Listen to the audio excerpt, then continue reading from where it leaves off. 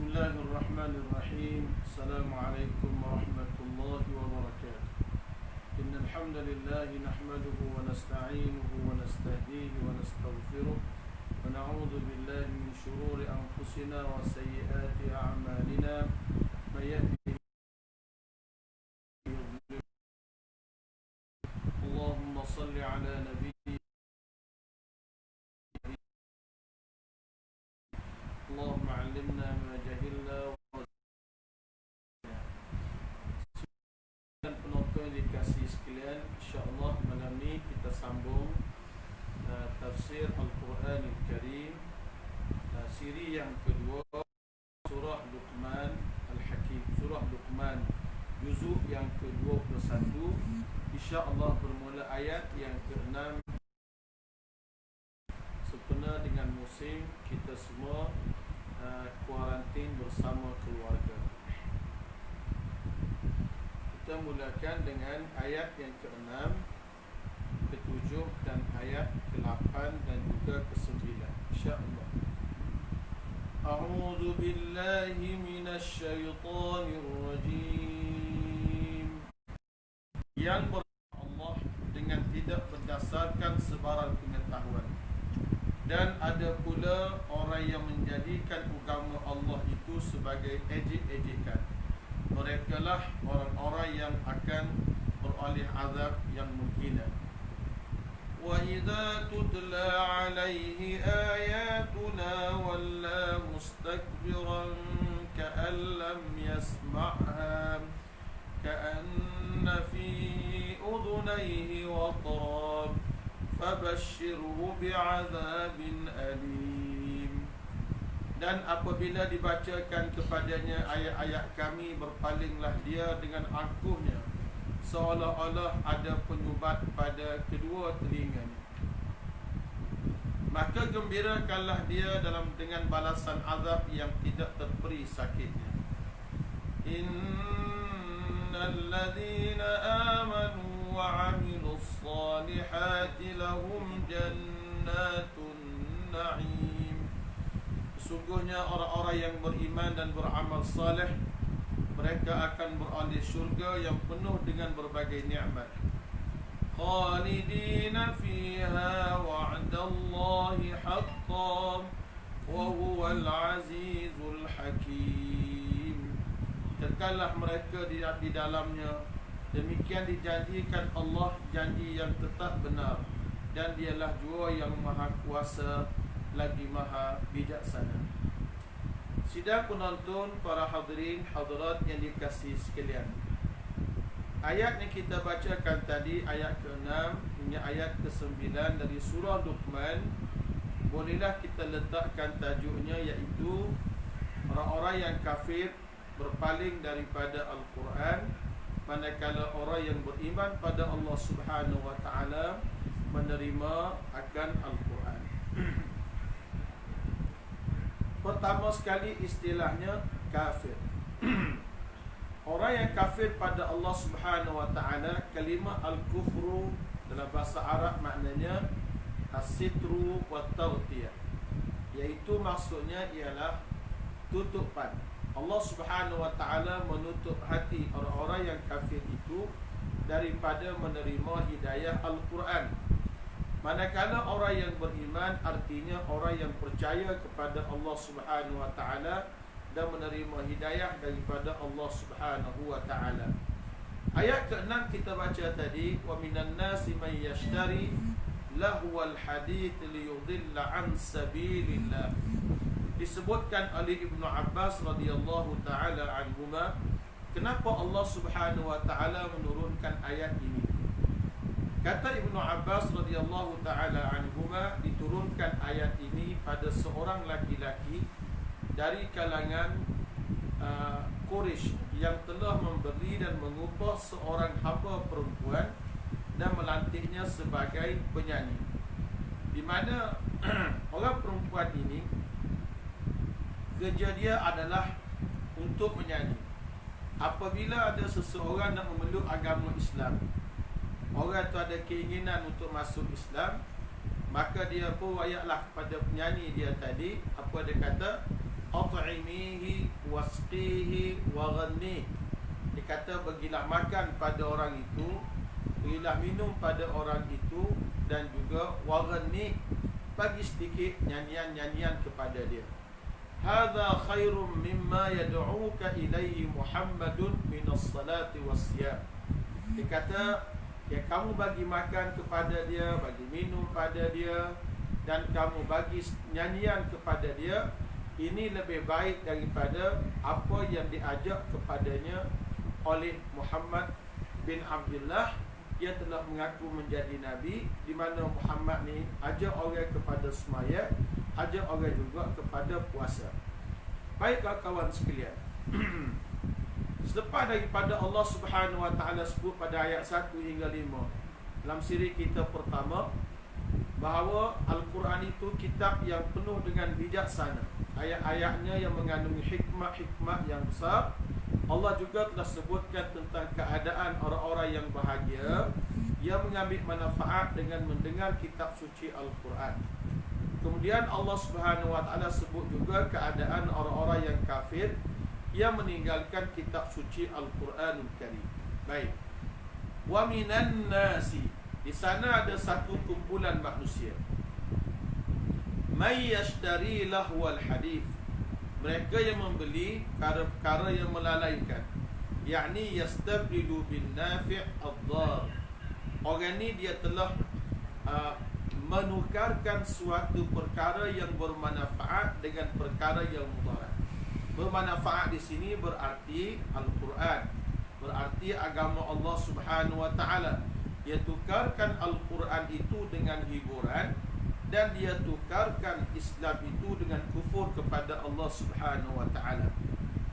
Dia tukarkan perkara yang bermanfaat dengan perkara yang mudarat. Dia tukarkan Al-Quran yang menjadi penyembuh jiwa manusia dengan perkara-perkara yang melarakan ataupun melalaikan, seperti cerita-cerita dongeng dan sebagainya. Kecek benda tidak berfaedah, suka hilang tawa, suka dengan hiburan-hiburan daripada artis-artis yang ada pada masa itu. Pada masa jahiliah dulu telah ramai artis-artis yang telah mengambil upah untuk menyanyi dan menyesatkan manusia daripada agama Allah Subhanahu Wa Taala. Di zaman Nabi dulu sallallahu alaihi wasallam ada satu orang nama dia An-Nadhr bin Al-Harith. An-Nadhr bin Al-Harith ini dia telah membeli novel-novel dalam bahasa, dan novel-novel yang tidak berfaedah, dan dia ceritakan pada manusia ni perkara-perkara yang tidak berfaedah. Dan dia mengupah para artis-artis pada masa itu untuk menarik orang-orang muda kepada kafirnya kepada Allah Subhanahu Wa Taala. Dan juga dia tarik orang-orang yang baru nak beriman kepada Allah Subhanahu Wa Taala ini dengan perkataan-perkataan yang manis, supaya orang ini semuanya tergoda dan meninggalkan agama Islam ini. Ini satu usaha yang dibuat oleh puak-puak kafir pada masa itu untuk menyekat orang daripada agama Allah Subhanahu Wa Taala. Kalau kita faham daripada ayat ini bahawa antara cara untuk melalaikan manusia daripada agama Allah Subhanahu Wa Taala, daripada ingat kepada Allah Subhanahu Wa Taala, itu ialah hiburan. Hiburan yang melampau, hiburan yang tidak dibenarkan oleh Allah, menyesatkan manusia daripada agama Allah Subhanahu Wa Taala. Islam ni kita kena faham bahawa Islam tidak mengharamkan semua bentuk hiburan. Kalau kita buka dalam ilmu-ilmu Islam ini, kita dapati bahawa setiap perkara yang diharamkan oleh Allah mesti ada di sana pengecualian. Katakanlah mencuri itu hukumnya haram, tapi ada mencuri yang diharuskan. Contohlah ke mana curi hak harus ni? Curi hak harus ni ialah contohnya seperti mana berlaku kepada Hindun, isteri kepada Abu Sufyan. Dia mengadu kepada Rasulullah sallallahu alaihi wasallam. Dia kata, ya Rasulullah, inna Aba Sufyan rajulun syahihun. Kata, wahai Rasulullah sallallahu alaihi wasallam, sungguhnya Abu Sufyan ini seorang laki-laki yang kedekut. Abu Sufyan tak bagi nafkah yang cukup pada isteri. Maka kata Hindun isterinya, boleh ke tak ya Rasulullah, hamba ni ambil sikit daripada harta dia untuk perbelanjaan hidupku ini. Kata Rasulullah pada Hindun, khudhi ma yakfiki, ambillah apa yang cukup untuk perbelanjaan kamu. Maknanya walaupun Abu Sufyan tidak izinkan, tapi sebagai isteri dia boleh mengambil tanpa izin untuk maslahat kehidupan dia. Jadi mencuri diharamkan oleh Allah, tapi ada pengecualiannya. Contoh yang kedua seperti mengumpat. Mengumpat diharamkan oleh Allah Subhanahu Wa Taala, tetapi ada umpatan mengumpat yang dibolehkan oleh agama. Contohnya, seorang isteri teraniaya kerana perbuatan suami, maka dia boleh pergi bertemu dengan hakim, dengan qadi untuk menyelesaikan masalah. Maka dia menceritakan keburukan suaminya yang lakukan ke atasnya itu, walaupun dalam bentuk umpatan, maka ceritanya tidak jadi mengumpat. Jadi kita faham di sini bahawa Islam ni tidak buka satu lubang, kecuali dia buka lubang yang lain supaya kita boleh selesaikan masalah. Sama juga dengan hiburan. Apakah semua hiburan-hiburan, nyanyian-nyanyian itu diharamkan oleh Allah Subhanahu Wa Taala? Bagi para fuqaha, para alim ulama mazhab yang empat. Ulama mazhab yang empat ni bermula dengan mazhab Maliki, Imam Malik radhiyallahu anhu. Kemudian Al-Imam Abu Hanifah An-Nu'man radhiyallahu anhu, sahib pada mazhab Hanafi. Kemudian Al-Imam Muhammad ibn Idris Asy-Syafi'i, itu Imam Syafi'i, imam mazhab kita di Malaysia ini.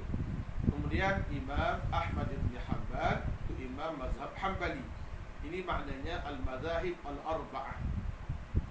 Para fuqaha, ahli-ahli fiqh dalam mazhab yang empat ini, bagi mereka ada huraian berkenaan dengan hukum kita berhibur. Ada hiburan yang diharamkan oleh agama, ada hiburan yang diharuskan oleh agama. Ada hiburan yang diharamkan oleh agama, ada hiburan yang diharuskan oleh agama. Jadi hiburan yang diharamkan oleh agama ni apa sifat dia? Huwallazi yuharrikun nufus wa yab'athuha 'alal hawa wal ghazal wal mujun. Ulama kata hiburan yang haram ini ialah mana-mana bentuk hiburan yang boleh merangsangkan jiwa kita, merangsangkan nafsu kita lalai kepada Allah Subhanahu Wa Taala.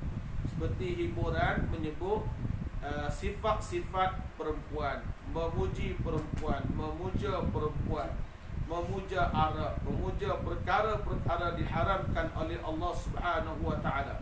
Semua ni diharamkan oleh Allah. Kenapa? Li'annahu, kerana benda ni adalah lahwun, satu perkara yang lalai, perkara dicela oleh ulama, oleh agama kita secara sepakat di kalangan ulama. Apabila perbuatan ini adalah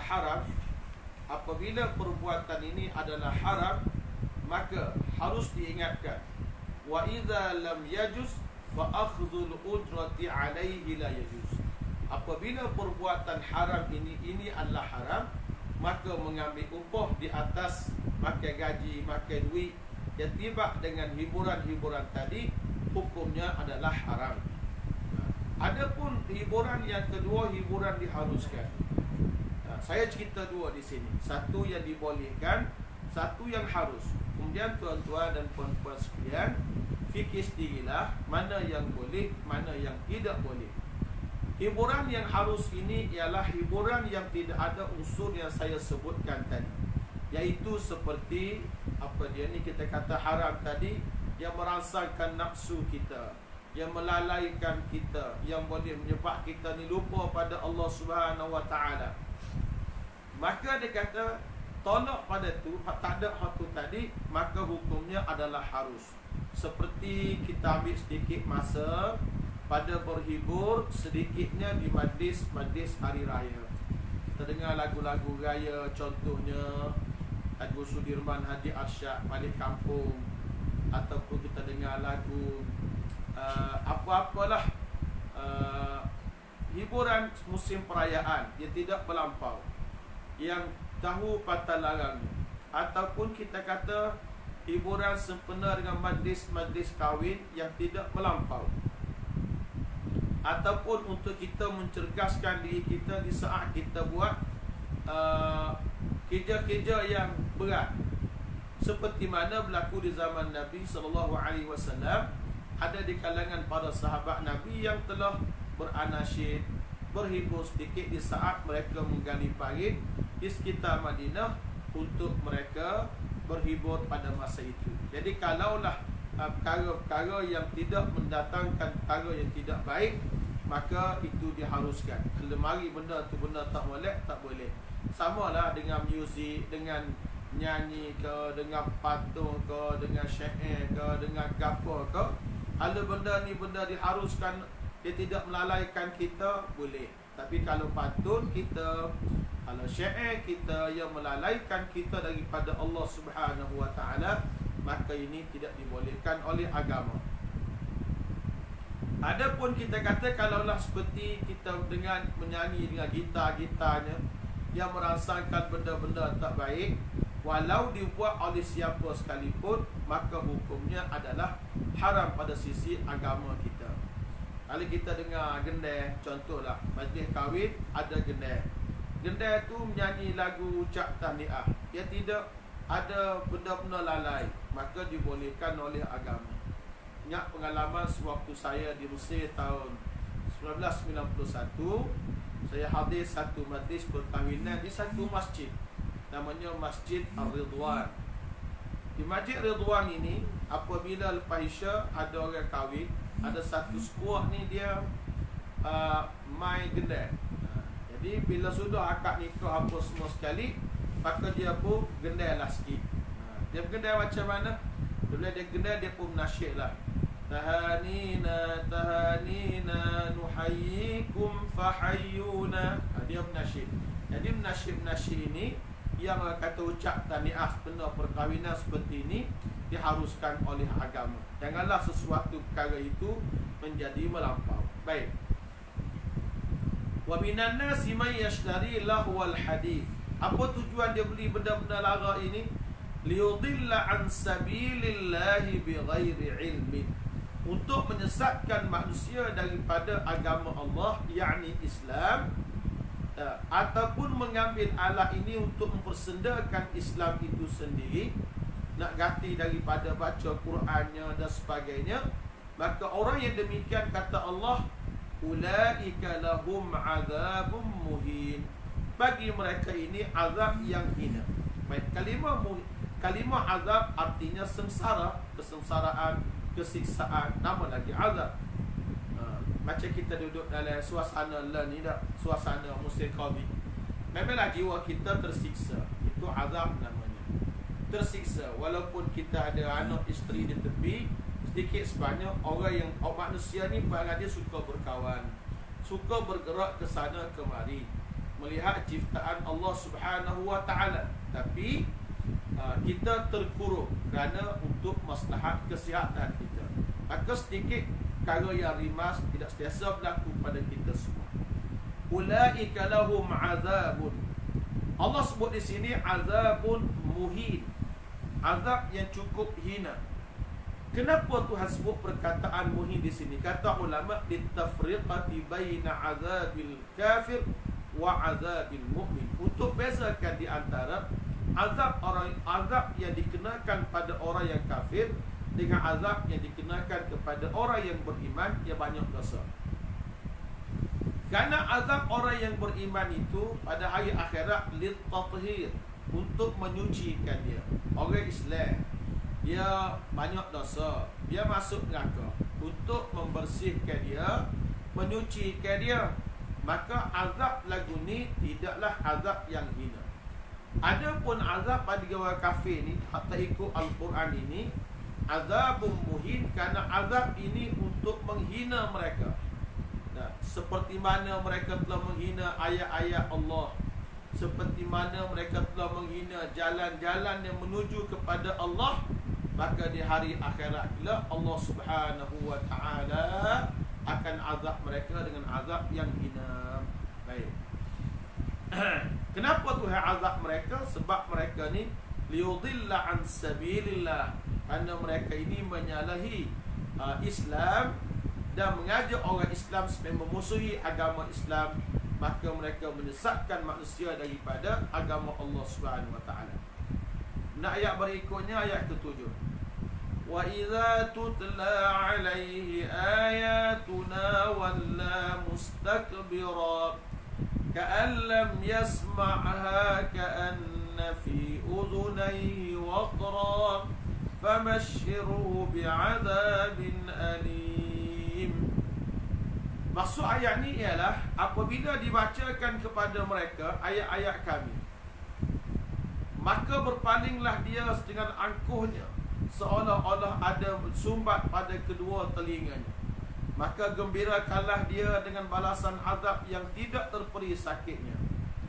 Sifat orang kafir tadi yang telah membeli perkataan-perkataan yang sia-sia ni, idza tuliyat alaihi ayatul Quran, bila dibacakan pada mereka itu ayat-ayat Al-Quran, apa sifat mereka? A'rada, dia telah berpaling. Walla mustakbira, walla ni kalau kita bahasa Kelantan paling punggung. Bila kita baca Quran pada mereka, dia pun paling punggung, piung paling punggung, keskak paling punggung dah. Mustakbira, dalam keadaan ni cukup sombong. Ka'an lam yasma'ha, seolah-olah mereka ini tidak mendengarnya. Bila kita baca Al-Quran pada mereka, mereka ni dia buat terti je, yang paling punggung, buat ego, buat besar diri dengan ayat-ayat Al-Quran.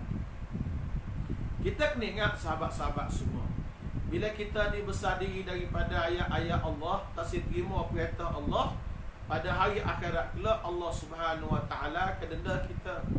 Selain daripada hidup di dunia ini dengan penuh kesusahan dan kesempitan, man a'rada an dzikri fa inna lahu ma'isyatan dhanka wa nahsyuruhu yaumal qiyamati a'ma qala rabbi lima hasyartani a'ma wa qad kuntu basira qala laqad atatka ayatuna fanasitaha wa kadzalika al-yawma tunsa.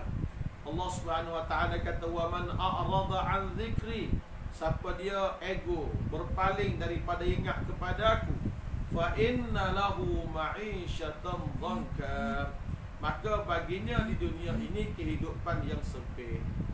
Wa nahsyuruhu yaumal qiyamati a'ma, dan aku kumpulkan orang ni pada hari akhirat kelak a'ma, dalam keadaan buta. Qala rabbi lima hasyartani a'ma, lalu dia berkata, ya Tuhanku, kenapalah ya Allah kamu kumpul aku dalam keadaan buta. Wa qad kuntu basira, aku duduk di dunia dulu, aku tengok, aku boleh melihat. Qala, kata Allah, kadzalika atatka ayatuna fanasitaha, demikianlah kata Allah, dunia dulu marinya ayat-ayat Al-Quran, tapi kamu lupa kepada Al-Quran.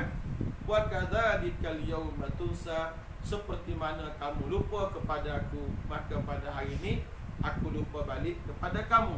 Baik.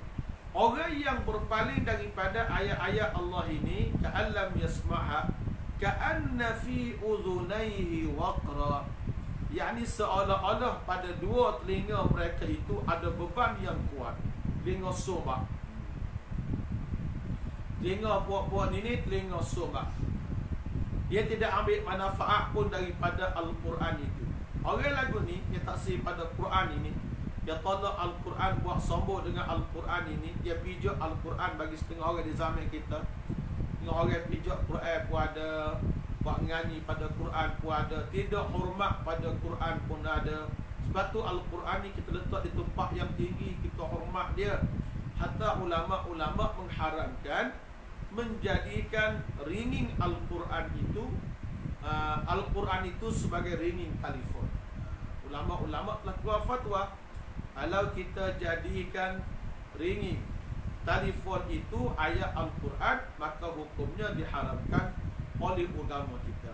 Misalnya telefon kita biasa bunyi bunyi, tapi dia ni bunyi ayat. Bila orang telefon dia bunyi Alhamdulillahirabbil alamin, kita pun tutup. Jadi kita merendahkan martabat ayat-ayat Al-Quran itu dengan menjadikannya sebagai ringing telefon. Maka ini pun hukumnya adalah haram, tidak boleh, ya. Kalau kita kata bahasa Kelantan kita, lepas ni biar tepat lah. Warak pun biar tepat. Quran ni bukan untuk jadikan ringing, tapi kena baca ia, kena fahami ia, kena beriman dengan dia, kena beramal dengan dia. Bukan untuk kita buat sebagai ringing telefon sahaja. Baik. Ka'anna fi udhunayhi waqra fabashshirhu bi'adzabin alim. Maka kata Allah, gembirakanlah mereka itu dengan azab yang pedih. Mana-mana orang ya sikap dia lagu tu dengan Al-Quran, dengan agama Allah, maka khabar gembiralah pada mereka itu dengan azab yang pedih pada hari akhirat. Dahlah azab pedih nak pula. Azab pedih ni misalnya dalam bahasa hidup kita lah ni kan, kalau kita ambil ikan seekor, kita belah perut, kebuat perut, lepas tu kita siar. Lepas kita siar pula, kita basuh. Lepas kita ambil garai kunyit, kita potong dia, kita letak pula garai kunyit. Tak puas hati, kita buh dalam minyak panas. Tu azab yang bertindih-tindih. Lagu mana kita ni kalau kita pergi hari akhirat sesat, Allah Subhanahu Wa Taala azab kita lagi tu dalam neraka tu. A'adhanallahu minha. Kita minta Allah Subhanahu Wa Taala lindungi kita daripada dia. Azab tadi. Baik. Ayat berikutnya ayat 8 dan 9. Innal ladzina amanu wa 'amilus solihati lahum jannatun na'im khalidina fiha wa'dallahi haqqan wa huwal azizul hakim.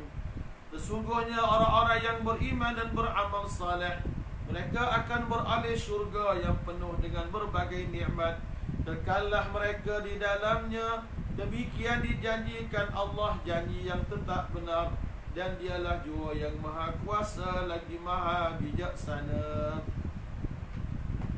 Ini Allah panggil cara Al-Quran. Cara Al-Quran, apabila Al-Quran sebut orang kafir, Al-Quran akan sebut orang beriman. Bila Al-Quran sebut neraka, Al-Quran akan sebut pulanya syurga. Dalam istilah kita belajar bahasa, dia panggil mutabaqah. Dia sebut supaya jelas.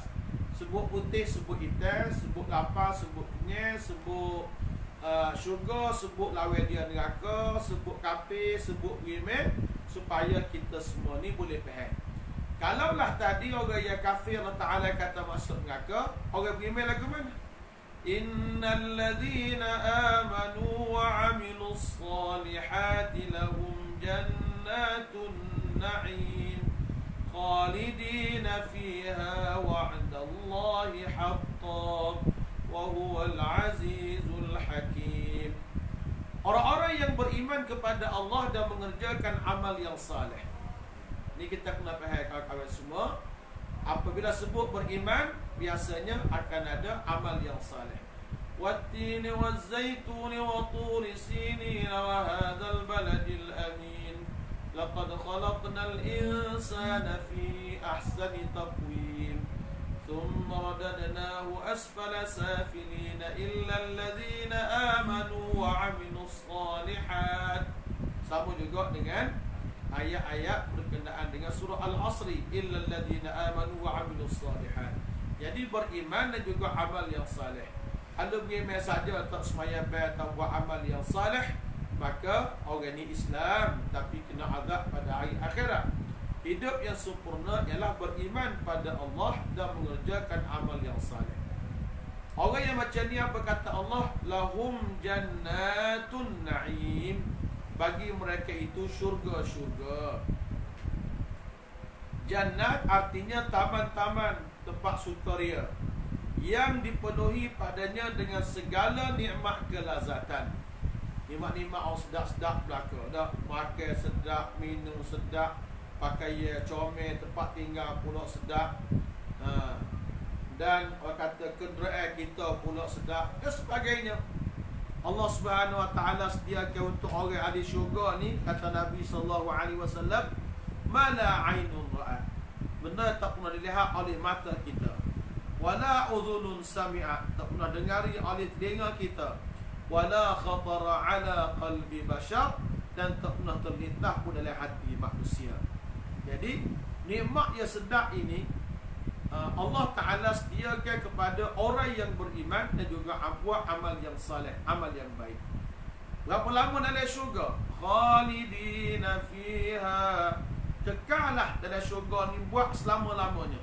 Mana-mana ayat Quran kita baca ada perkataan khalidina, artinya kekal. Sama ada ayat bab neraka, orang kafir kekal, atau ayat bab syurga, orang mukmin kekal.